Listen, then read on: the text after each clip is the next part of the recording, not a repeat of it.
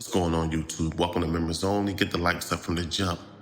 Now, this is part one of a playlist that I'm doing about street legends and their watch status. Now, in this playlist, I'll be identifying and trying to identify certain watches worn by these street legends. Some pictures you can see clear, some pictures you can't. So I'm gonna need y'all help in the comments. In the streets, watches have never been just about telling time. They're symbols of status, respect, and influence. The right watch tells you everything exactly where you stand. Your reputation, your power, and your success are all displayed on your wrist. From Harlem to Philly, to New York, to DC, to the West Coast, to the South. Street legends use their watches to communicate levels that words could never capture. Throughout history, watches have been a universal code. In the streets, a Rolex might tell you who runs the block. In boardrooms, the same Rolex tells you who runs the deal. Athletes, entrepreneurs, and millionaires all use watches the same way street legends do to identify themselves without saying a word.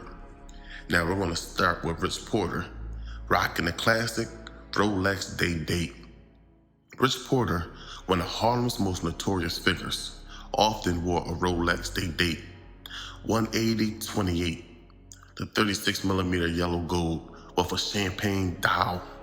Now, this very photo was taken in the year 1987, so that tells you the year of the Rolex could have been that year or a couple years before. Then I identified the Rolex type by the wristband. Now, it's understated yet unmistakably powerful. This was not a flashy statement, but a subtle indicator of authority.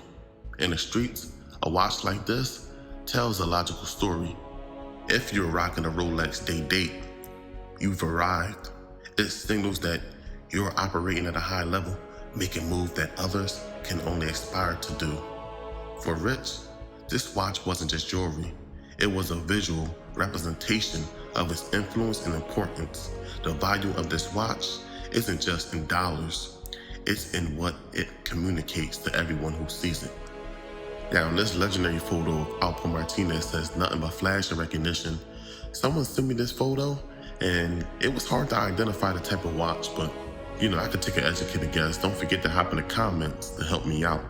Now, Alpo Martinez, of course, was known for his flamboyance. A famous photo shows him with a watch that looks like an Audemars Piguet, possibly custom. Whether it was edited by Photoshop or real, it sends a clear message. Alpo was playing at a level where he could afford the best and wasn't afraid to show it. The logical point here was simple. In the streets, the flashier the watch, the more important you appear. APs weren't just watches, they were visual cues that Alpo had wealth, influence, and power. People recognized his status instantly. Even the designer of the brand and the bold face reinforced that he wasn't an ordinary player, he was elite.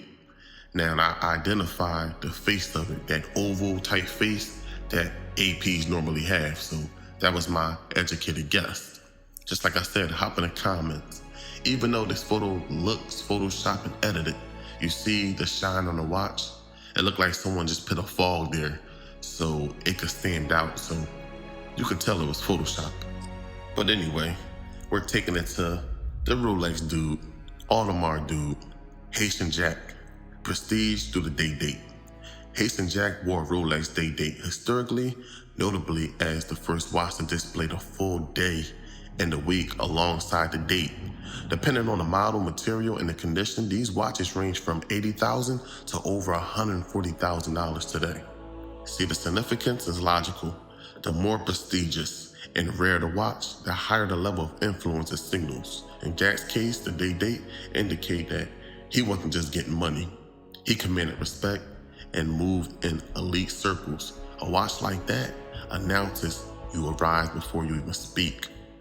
Now, in this photo, of course, we talk about Tupac's first Rolex, presented to him by Ricky Lee and Haitian Jack. See, it was more than just a gift. It was an initiation. They both told the man that those big-ass chains had to go. A symbolic act of moving up in status. Here's the logical takeaway. Watches act as a hierarchy. Tupac, first Rolex, wasn't just about telling time. It was a visual marker that he had entered a new level.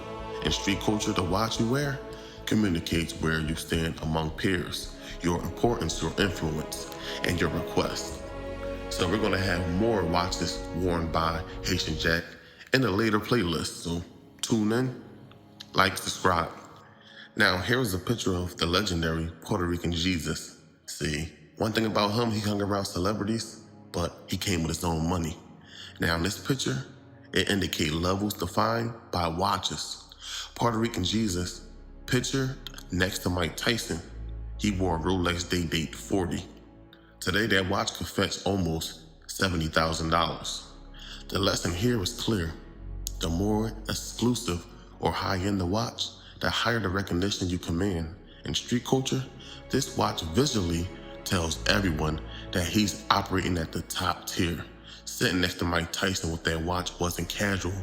It was a statement of status, levels, and achievement. Now we take it to DC. Around this time, DC was heavy. Michael Frey Salters, the ambassador. Now this picture, it states one thing. Well, it states two things: subtlety and respect. See, the watch in this photo, it's kind of hard to identify. And then my mans, he told me that this had to be a Rolex, but that's too easy. But I had to identify the face of this watch, and the way it's shaped, it looked like an Ebel wave. Now, the Ebel watch is popular in the 1980s and associated with Miami Vice. Unlike flashy Rolexes and APs, the Ebel represented taste and sophistication. See, this picture says it all, and it says that status isn't always loud. In some cases, subtle watches combine refinement and intelligence. Frey Ebel communicates that he was important, respected, and operated on a level that only those who understood luxury culture could fully appreciate. Now, RIP to Frey. Now, the question is, why do watches define levels? Across these examples, one thing becomes clear. Watches are a visual hierarchy. Classic watches like Rich Porter's Day Date signal authority and arrival. Flashy Audemars like Alpo signal bold wealth and high visibility. Rare or historic pieces like Haitian Jack Day Date indicates elite respect and status. Initiating gifts like Tupac first Rolex symbolizes recognition and promotion to higher tier. Exclusive models like Puerto Rican Jesus Day Date 40 defines top level achievements. A subtle luxury like Michael Frey's Ebel watch signals refinement, taste, and respect from peers who understood. See, every watch tells a story. It defines where someone stands in the streets and communicate levels without a word. It's visual, instant, and universally understood in that culture. See, the streets operate on levels, and watches are a universal language to recognize them. The more rare, bold, or sophisticated the watch, the higher the respect and influence. These watches weren't just about money, they were statements of importance, power, and legacy. In the end, if you wanted to know who mattered, who commanded respect, and who was operating at a higher level, all you had to do was take a look at their wrists. That's the untold story of the street watches, a visual hierarchy of power, recognition, and influence that still resonates today. Now, don't forget to hit the like button, subscribe. This is volume 1, part 1, whatever you want to call it, to the playlist.